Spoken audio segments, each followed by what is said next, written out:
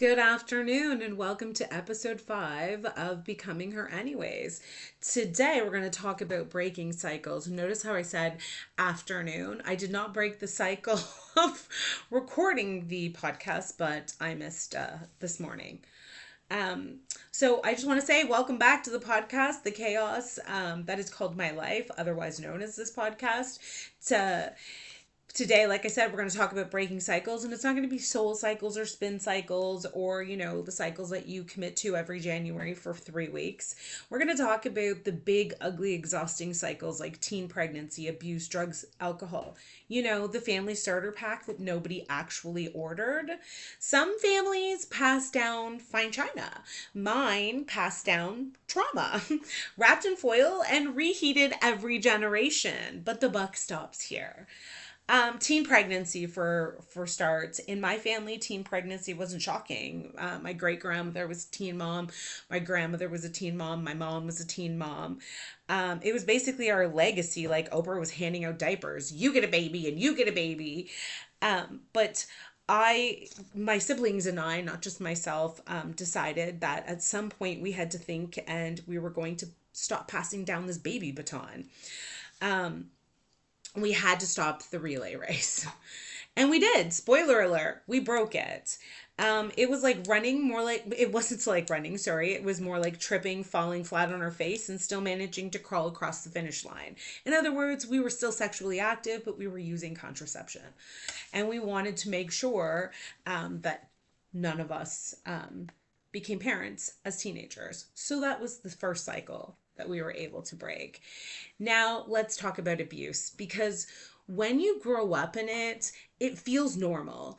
The yelling, the slamming doors, the silent treatment that lasted longer than a Netflix series. It was our family's version of fireworks. The problem is when you grow up with that, you think love is supposed to hurt.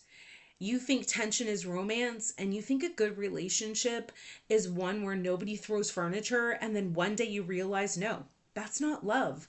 That's just trauma with better lighting. Breaking that cycle meant for me teaching myself that calm doesn't mean boring and peace doesn't mean fake. Honestly, I had to rewire my brain like a busted iPhone. But hey, now the only thing I throw is shade. The trauma that I experienced from growing up in an abusive environment was one that I knew if I passed on to my kids, it would take a long time for them to heal. The Especially the verbal abuse, being called names, is something that still sticks with me. Now, don't get me wrong, there's times where their father and I have fought in front of them and said cross words and, heightened our voices. And I know that it traumatized them in the moment. But I'm human, and he's human. And at the end of the day, there's only so much that we can fully control, right? Yes, we can fully control walking away, but sometimes you're just hot in the moment. But again, that cycle was broken. I've never hit my kids. They've never experienced any physical abuse, and they've never experienced any verbal abuse. And therefore, we were able to also break that cycle. Now let's talk about drugs and alcohol. And of course, the unofficial babysitter of my childhood. I grew up thinking that wine coolers were part of the food pyramid. Forget diaries. We had Labatt's Blue and Coors Light. Family parties weren't about cake. They were literally about who's going to pass out first or be the most ridiculous. And as a kid, you don't really question it. You sort of just think to yourself, wow, the adults love to party. I have drank. I still drink. I don't drink till I'm blackout drunk. I don't drink until I'm, out of complete control. For example, I had a drink last night at a gathering for my daughter's soccer party, and the night before I actually had a couple glasses of wine. Thought maybe I would empty the bottle, but I did not after a very stressful week. That being said, it was quite some time from when I drank prior. Drugs, the worst thing that I've ever tried. Oh, I tried acid when I was a child, a younger child. in my early teens, and I totally regretted that. That was a whole experience where the person I did acid with, who may be someone I married, possibly, completely tripped out. He only did it the once as well.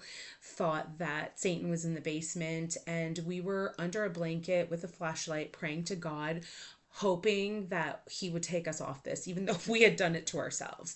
We never did that again. And I believe we were like 15, 16, 16, 17, something like that. And then we smoked marijuana, and I smoked a lot of marijuana when I was a teenager. But other than that, I've never tried any other drugs unless they were prescribed to me. So we broke that cycle of addiction.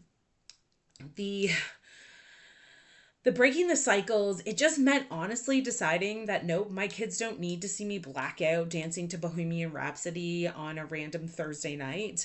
They need me present, they need me sober, maybe slightly buzzed, on certain holidays, but actually there.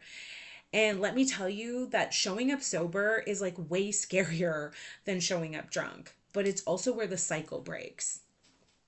It's not something that I want to pass on to my children. And breaking cycles is like quitting a bad Netflix show. Everyone in your family's like, but we've been watching this for 40 years, and you're over here saying, yeah, but it sucks. Stop it. Turn it off. I knew I was breaking the cycle when I decided that I need to get help, right? That I need to speak to someone. I went to speak with a life coach first. And, it was better than heading to the liquor store or to the drug dealer. And I believe that that's character development. And listen, cycle breaking doesn't make you perfect. My kids are still gonna roast me. They'll be roasting me someday in therapy, I'm sure. But at least they'll be saying my mom was always packing way too many snacks in my lunchbox, and not saying my mom was drunk at a science fair. That's progress, right? So really, in closing, I just want to say that everybody has, a little bit of trauma. Everyone's got their brokenness. But it's really important as parents to continue to break the cycles. It's messy. You'll slip up. You'll scream into pillows. You will sometimes sound just like your mom and hate yourself for it. But every time you try again, you're rewriting a new chapter. So yeah, my family recipe might have been teen pregnancy abuse and a splash of vodka, but I'm out here cooking something new. And you know what? It tastes like healing with a side of sarcasm. Thanks for listening, and remember, cycles aren't meant to be bicycles, not your family tree.